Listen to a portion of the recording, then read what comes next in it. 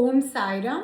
ஸ்ரீ சாயிபாபாவின் பக்தர்களின் அனுபவங்கள் என்ற புத்தகத்தை பூஜ்ய ஸ்ரீ நரசிம்ம சுவாமிஜி அவர்கள் தொகுத்து வழங்கியுள்ளார். இதிலிருந்து கர்சட்ஜி ஷப்பூர்ஜி பெஸ்டோன் ஜமாஸ் அப்படிங்கிறவருடைய அனுபவத்தை நாம் பார்க்க போகிறோம்.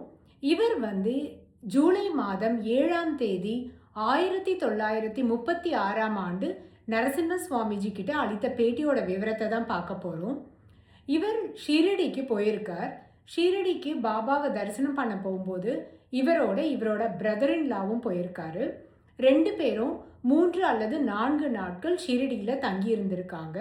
அதுதான் இவர் ஸ்ரீ சாய்பாபாவை தரிசனம் பண்ணது அப்படிங்கிறாரு. இவர் ஷீரடிக்கு போன போது இவங்க தங்குறதுக்காக தீக்ஷித் வாடால இவங்களுக்கு கிரவுண்ட் ஃப்ளோரில் இடம் கொடுத்துருக்காங்க.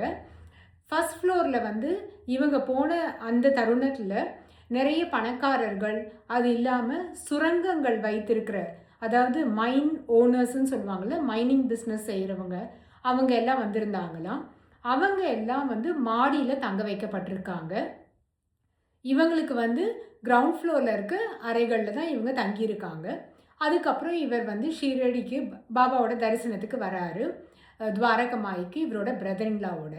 அங்கே பாபா முன்னாடி உட்கார்ந்த போது இவரும் இவருடைய பிரதர் இன்லாவும் நினைக்கிறாங்க, என்ன மாதிரியான தர்பார் இது, பணக்காரங்கெல்லாம் நல்ல வசதியாக மாடியில் தங்க வைக்கப்படுறாங்க, எங்களை மாதிரி நடுத்தர வர்க்கத்தை சேர்ந்தவங்களும் ஏழைகளும் ரொம்ப சௌகரியம் இல்லாத ஒரு கீழே இருக்கிற கிரவுண்ட் ஃப்ளோரில் தங்க வைக்கப்படுறாங்க. ஆனால் பணக்காரவங்களாம் நல்ல சௌகரியமாக மாடியில் தங்கிட்டு இருக்காங்க. இங்கே ஒரு சமத்துவமே இல்லை, அன்பே இல்லை, இது என்ன மாதிரியான தர்பார் அப்படிங்கிற எண்ணம் இவருடைய மனசுலையும் இவருடைய பிரதர் இன்லாவோட மனசுலையும் வந்திருக்கு. இந்த எண்ணம் இவங்க 2 பேர் மனசுலையும் உதித்த அதே தருணம் ஸ்ரீ சாயிபாபா அங்கே இருந்த யார்கிட்டயோ சொல்லியிருக்காரு, இவங்க 2 பேரையும் மாடியில் தங்க வைக்க சொல்லு அப்படின்னு சொல்லிட்டு. இன்னும் சொல்ல போனால் இவங்க 2 பேரும் தன்னுடைய மனசில் இருக்க எண்ணத்தை யார்கிட்டையும் வெளிப்படையாக சொல்லவும் இல்லை, ஸ்ரீ சாய்கிட்டையும் சொல்லவும் இல்லை. பாபா கிட்ட சொல்லாமையே இவங்க மனசில் இருக்க எண்ணத்தை அவர் தெரிஞ்சுக்கிட்டு உடனே அதுக்கு ஒரு பதில் கொடுத்த உடனே அவர் சர்வாந்தர் யாமி அப்படிங்கிறது இவங்களுக்கு நல்லா புரிஞ்சிடுச்சு. அது மட்டும் இல்லாமல் பாபா இங்கே சமத்துவத்தை தான் பின்பற்றுறார், எல்லாரையும் சமமாக தான் அவர் ட்ரீட் பண்ணுறாரு அப்படிங்கிறது இவங்களுக்கு உடனே புரிஞ்சிருச்சு. இவங்கள அதுக்கப்புறம் தீக்ஷித் வாடால மாடியில் தங்க வச்சுருக்காங்க.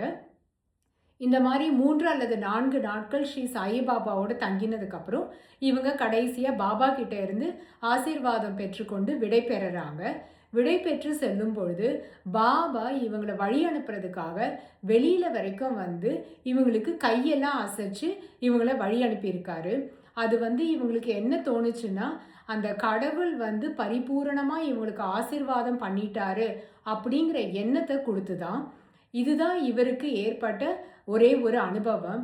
ஆனால் இந்த அனுபவத்திலிருந்தே ஸ்ரீ சாயிபாபா கடவுள் தான் அப்படிங்கிறதுல எந்த ஒரு சந்தேகமும் எனக்கு இல்லை அப்படின்னு சொல்லிட்டு இவருடைய அனுபவத்தை இதோட முடிச்சுக்கிறாரு. ஓம் சாய்ராம்.